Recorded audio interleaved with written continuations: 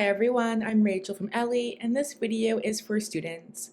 I'll be showing you how to sign up with your class code. So let's get started. First, go to ellii.com/students. From here, in the bottom right corner, you can change the language of the sign up screen if needed. To the right of your screen, click Join a new class.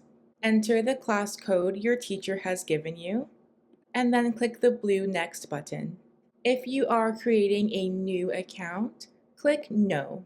If you have a Google account, you can connect your Google account and your Ellii account by clicking Sign Up with Google.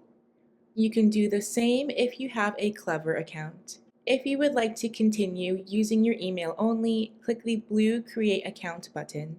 Type your first and your last name, and then click the blue Next button at the bottom. Type in your email and then click Next.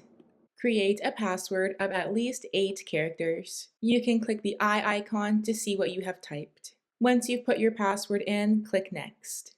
Here you will see a summary of the class you're about to join, your first and last name, and the email that you have used.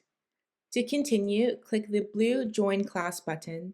Your account will then be created, and you can click your class to view the lessons assigned. That's it for this video on how to sign up as a student using the class code. If you have any questions, please let us know.